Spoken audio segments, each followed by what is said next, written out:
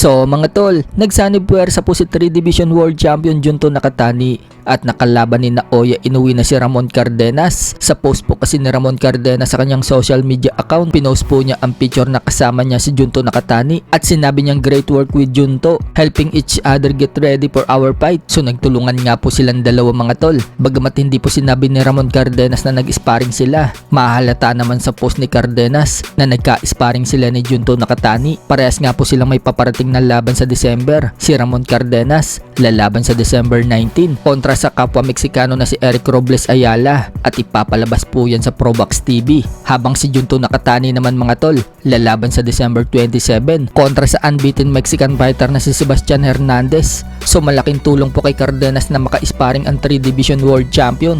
Malaki ang makukuha niyang experience kay Junto Nakatani, habang malaking tulong din si Ramon Cardenas kay Junto Nakatani dahil nakalaban na ni Ramon Cardenas si Inoue at alam naman po ng karamihan na maglalaban itong si Junto Nakatani at Naoya Inoue sa susunod na taon sa buwan ng May, at maaaring bigyan si Junto Nakatani ng tip ni Cardenas kung gaano kalakas itong si Inoue at kung ano yung kahinaan nito.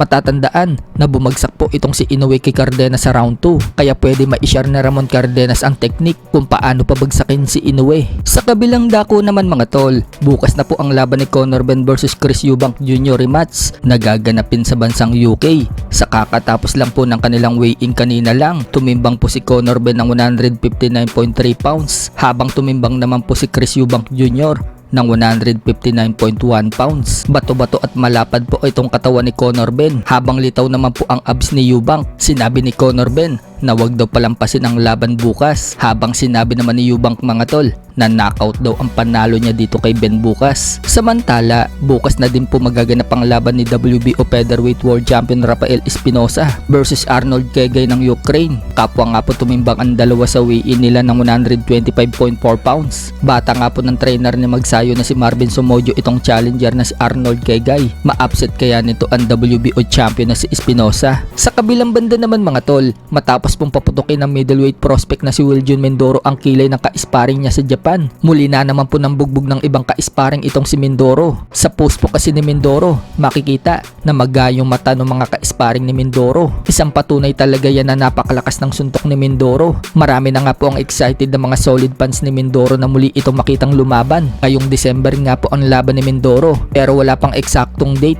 at kung sino ang kalaban niya at kung saang lugar gaganapin. Sa ibang banda naman mga tol, anak ni legend Manny Pacquiao na si Eman Bacosa Pacquiao tuluyan ng sumikat matapos po kasi ma-feature si Eman sa KMJS or Kapuso Mo Jessica Soho at kunin ng GMA Network Sparkle bilang artista. Mas lalong lumawak po ang fanbase ni Eman Bacosa Pacquiao. Kung matatandaan sa previous na ginawa nating video kay Eman Bacosa, sinabi natin na umabot na ng 341,000 ang kanyang followers sa Facebook. Ngayon mga tol, mas lalo pang dumami. Umabot na po kasi sa kalahating milyon mahigit ang kanyang followers. Asahan po natin sa next fight ni Eman Bacosa Pacquiao. Aabangan na po siya ng mga boxing fans. Hindi lang mga boxing fans, pati yung mga hindi mahilig sa boxing, manonood na kapag si Eman Bacosa Pacquiao ang lumaban.